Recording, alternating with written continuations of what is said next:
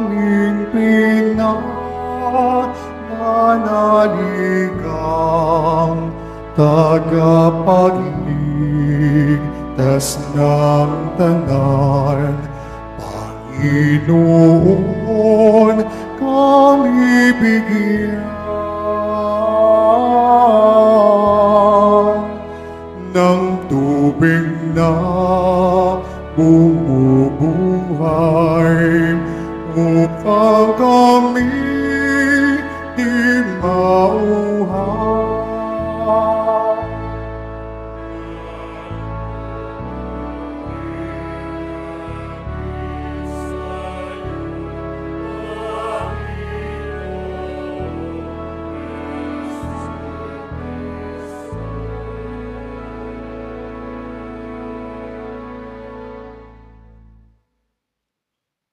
Sumainyo ang Panginoon. At sumaiyo rin. Ang mabuting balita ng Panginoon ayon kay San Juan.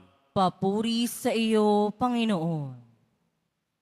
Noong panahong iyon, dumating si Jesus sa isang bayan sa Samaria na tinatawag na Sicar, malapit sa bukid na ibinigay ni Jacob sa kanyang anak na si Jose. Dito matatagpuan ang balon ni Jacob. Umupo si Jesus sa tabi nito sapagkat siya'y napagod sa paglalakbay. Halos katanghali ang tapat na noon. May isang Samaritanang dumating upang umigib. Sinabi ni Jesus sa kanya, "Maaari bang makiinom?" Wala noon ang kanyang mga alagad sapagkat bumili ng pagkain sa bayan. Sinabi sa kanya ng Samaritana, "Kayo'y Hudyo at Samaritana ako. Bakit kayo humihingi sa akin ng inumin?" Sapagkat hindi nakikitungo ang mga Hudyo sa mga Samaritano. Sumagot si Jesus, "Kung alam lamang ninyo kung ano ang pinagkakaloob ng Diyos at kung sino itong humihingi sa inyo ng inumin, marahil ay kayo ang hihingi sa Kanya at kayo na may bibigyan niya ng tubig na nagbibigay buhay." "Ginoo," wika ng babae, "malalim ang balong ito at wala man lamang kayong panalok. Saan kayo kukuha ng tubig na nagbibigay buhay? Higit pa ba kayo kaysa aming ninunong si Jacob na nagbigay sa amin ng balong ito? Uminom siya rito pati ang kanyang mga anak at ang kanyang mga hayop." Sumagot si Jesus, "Ang uminom ng tubig na ito'y muling mauuhaw, ngunit ang uminom ng tubig na ibibigay ko ay hindi na muling mauuhaw.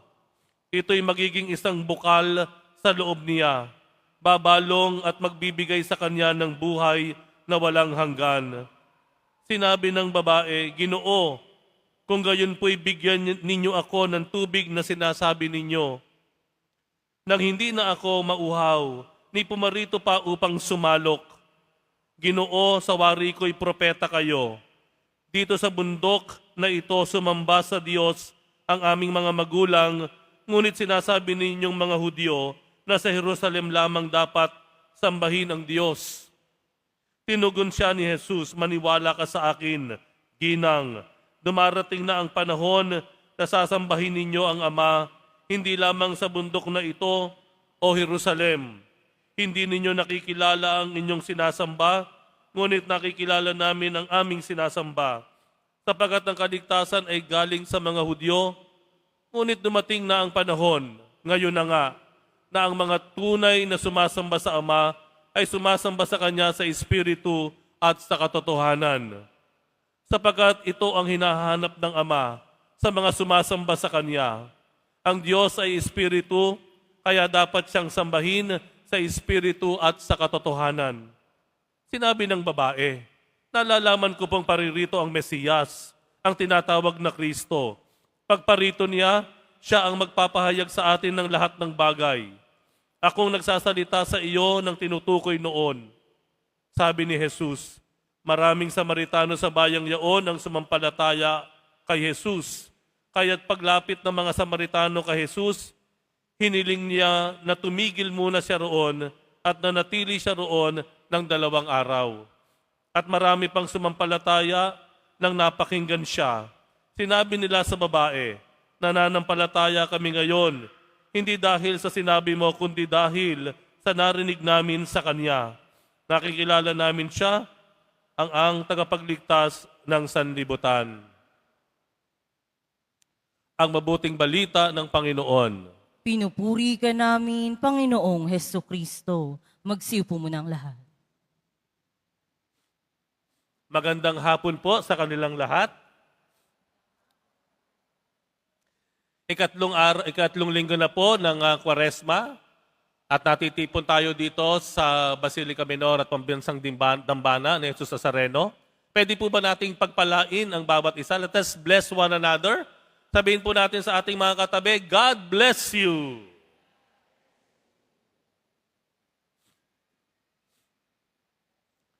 Ako po ay uhawin. Madali po ako nauuhaw.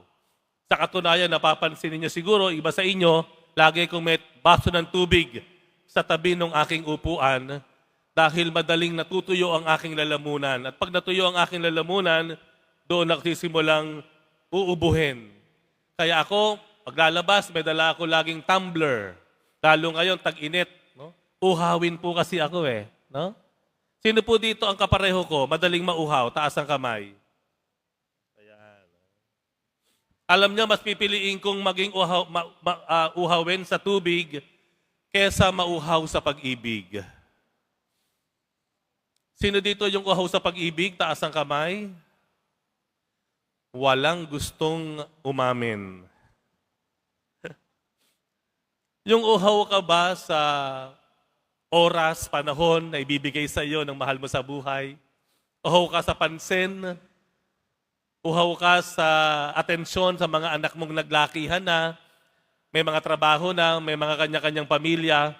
Uhaw ka sa panahon nila na bibisita sa iyo, tatawag, maririnig mo yung boses, no? Uhaw ka sa halimbawa sa pagtanggap.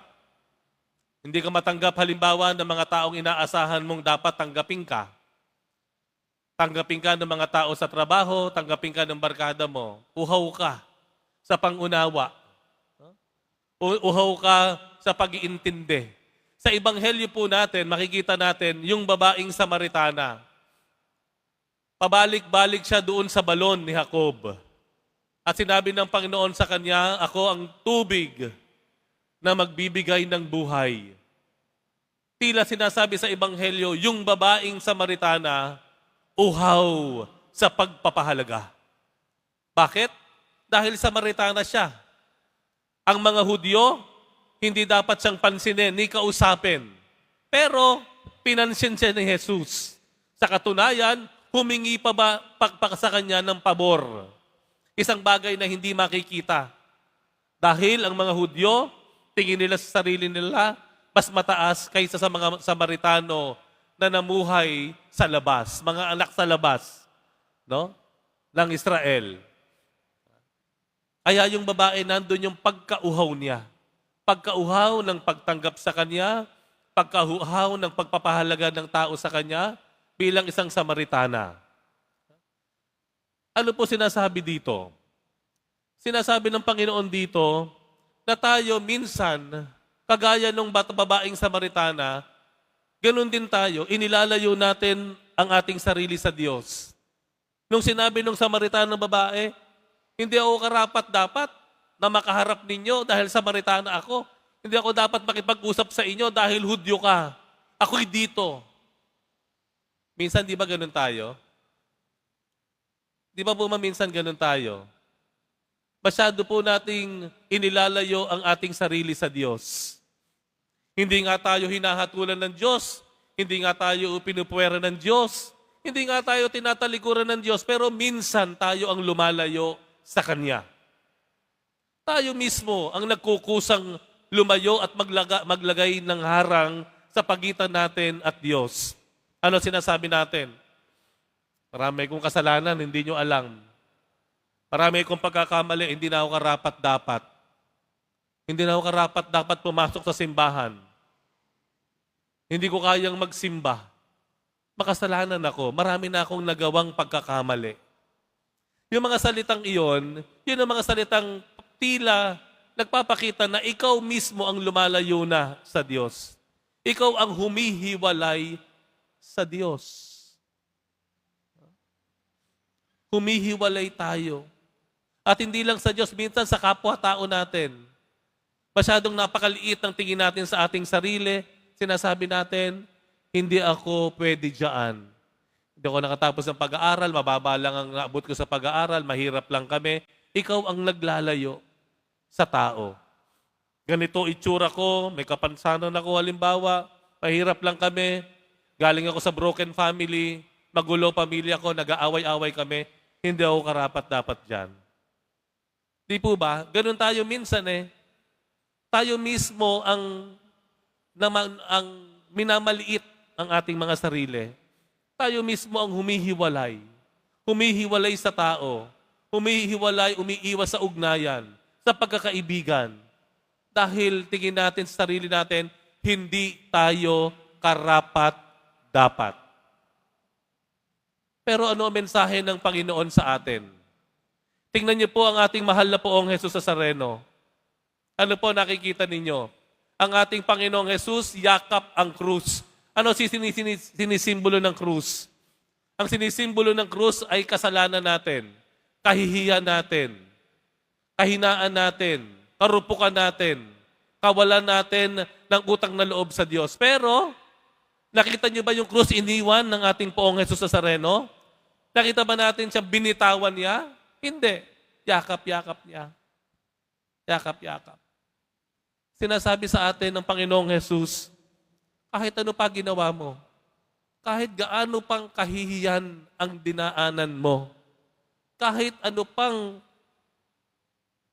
pangit ang nakita mo sa buhay mo at sa sarili mo, niyayakap kita. Hahawakan kita. Tanggap kita.